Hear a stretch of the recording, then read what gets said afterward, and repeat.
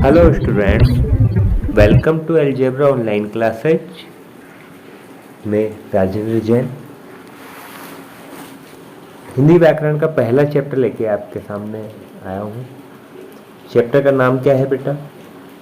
इसका नाम है आपका भाषा, लिपि एवं व्याकरण, लैंग्वेज, स्क्रिप्ट एंड ग्रामर। भाषा क्या है स्टूडेंट? देखिए, आज अपने मन में अनेक तरह के भाव विचार आते हैं। जैसे मेरे मन में आज एक विचार आया, क्योंकि ना मैं आज आपको व्याकरण के बारे में पढ़ाऊँ, तो जो मेरे मन में वो विचार आया उसे मैंने आप लोगों को अभिव्यक्त किया। कैसे मैं अभिव्यक्त कर सकता हूँ? या तो मैं आपको लिख के करूँगा, या बोल के करूँगा, या फिर संकेतों में करूँगा।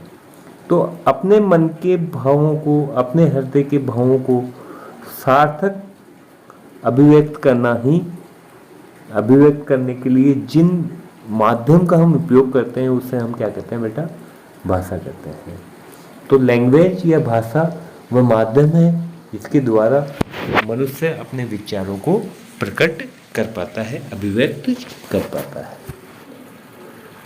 इसमें हम अगर विशेष प्रकार के विकार करते हैं, मुद्रा बनाते हैं या कोई इशारे करते हैं, तो वो भी आपकी भाषा की श्रेणी में आता है ना?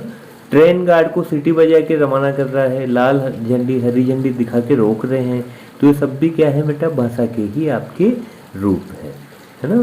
तो मनुष्य द्वारा जिन भी माध्यमों से अपने मन के अभिव्यक्तों के कर सकते हैं, अपने मन के विचारों को अभिव्यक्त कर सकता है, उसे हम भाषा कहते हैं।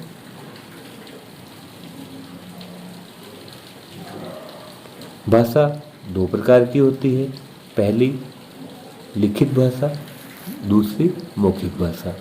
मौखिक भाषा जो बोलकर प्रकट की जाती है उसे कथित या मौखिक भाषा कहते हैं। जबकि लिखित भाषा क्या होगी बेटा? जो भाषा लिखकर प्रकट की जाती है उसे लिखित भाषा कहते हैं। तो जो बोलेंगे वो मौखिक भाषा, जो लिखेंगे वो लिखित भाषा। अब बात करते हैं, जब हमें लिखना है तो किसी चीज़ को जब हम लिखना चाहेंगे तो हमें इसके लिए कुछ विशेष चिन्हों की जरूरत पड़ेगी। जैसे मुझे अगर एप्पल लिखना है, मैंने बोला एप्पल, अगर मैंने एप्पल ये लिखा हिंदी में, है ना, तो मेरे को हिंदी के आपके अल्फ़ाबेट्स की नीड होगी। अगर मैंने इसको इंग्लिश में लिखा APPLE, तो मुझे इंग्लिश की स्क्रिप्ट की जरूरत होगी, है ना? तो किसी भी भाषा को लिखने के लिए हमें एक स्क्रिप्ट या लिपि की ज़रूरत होती है। लिपि या स्क्रिप्ट वह है आपका अक्षर है, वह चिन्ह है जिनसे हम किसी भाषा को लिखते हैं। कुछ बोलते समय हम मुख से ध्वनियों का उच्चारण करते हैं। उन ध्वनियों को लिखने के लिए हर ध्वनि का एक चिन्ह, संकेत निश्चित किया गया है। इस चिन्ह को हम लिपि कहते हैं, है ना? मौखिक ध्वनियों को लिखकर प्रकट करने के लिए निश्चित किए गए संकेतों को लिपि कहते हैं।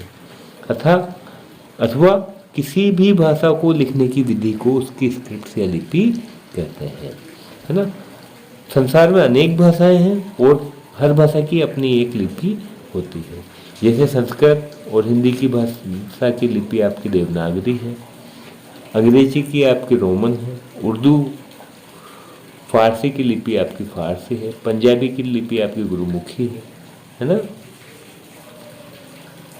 14 सितंबर 1949 को भारत सरकार द्वारा हिंदी देश की राष्ट्रभाषा घोषित की गई थी। तो हमारे देश की राष्ट्रभाषा हिंदी है। व्याकरण, अब तीसरा वर्ड आगे देखो, हमारा चैप्टर क्या था? भाषा, लिपि और व्याकरण, है ना? Language, script and the grammar.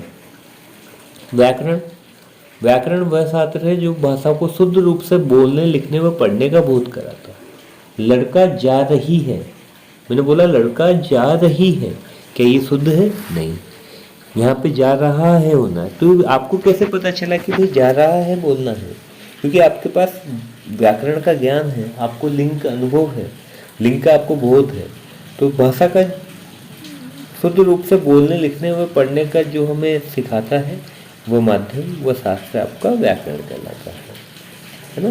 यानी किसी भी भाषा को सुगठित शुद्ध रूप से लिखने के लिए जो नियम व सिद्धांत बनाए गए हैं उसे ही हम व्याकरण कहते हैं। व्याकरण में भाषा की अशुद्धियों, त्रुटियों आदि को साफ करके शुद्ध लिखने के नियम बनाए जाते हैं। वर्ण, शब्द, पद, वाक्य आदि व्याकरण के अंग है। तो बच्चों समझ में आ गया आपको चैप्टर? तो क्वेश्चन करते हैं अपन। अपने विचारों को अभिव्यक्त करने का माध्यम क्या होगा बेटा? भाषा। अपने विचारों को वक्ता जब बोलकर व स्वरता अपने कानों से सुनकर समझता है तो उसको बोलेंगे मौखिक भाषा। भाषा के दो भेद होते हैं। तो बच्चों समझ में तुम्हें आया नहीं आया? Very good. क्वेश्चन आंसर अपने एक समझ में नहीं आया? आ गया? हाँ यार, मैं ये देखूंगा आपको कहा समझ आया। तुम तो अच्छे बच्चे हो। उचित शब्दों का चयन करके रिक्त स्थानों की पूर्ति कीजिए। हिंदी को में राष्ट्रभाषा का दर्जा प्राप्त हुआ था। कब हुआ था बताओ? अभी पढ़ा था 1949। डेट बताओ। ऐसे नहीं आप लोग याद नहीं करते, याद नहीं रखते हैं, है ना। ये देखो अभी दिखाया तो था मैंने आपको, ये रही 14 सितंबर। हिंदी दिवस भी तो मनाते हैं उस दिन, 14 सितंबर 1949 को, है ना। ऐसे नहीं, अच्छे बच्चे हैं आप लोग, याद रखें। सेकंड क्या है बेटा? जब विचारों को लिखकर प्रकट किया जाता है तो भाषा का लिखित रूप कहलाता है। वर्ण, शब्द, पद व वाक्य किसके अंग है? व्याकरण के, है ना। वह साधन जिसके द्वारा हम विचारों को एक दूसरे को प्रकट करते हैं वो भाषा कहलाती है। बहुत अच्छे। हमें पैर बनाने हैं तो बेटा संस्कृत की लिपि क्या थी? देवनागरी। पंजाबी की गुरुमुखी। उर्दू और फारसी की फारसी है। उड़िया है। अंग्रेजी का आपका रोमन है। Very well done. What it? भाषा से क्या तात्पर्य है? समाज में रहने के कारण मनुष्य को अपने भाव विचारों को व्यक्त करने के लिए जिस माध्यम को प्रयोग करता है उसे ही भाषा कहते हैं। संस्कृत व हिंदी की लिपि देवनागरी। भारत की राष्ट्रभाषा व राजभाषा क्या है? हिंदी। लिपि से आप क्या समझते हैं?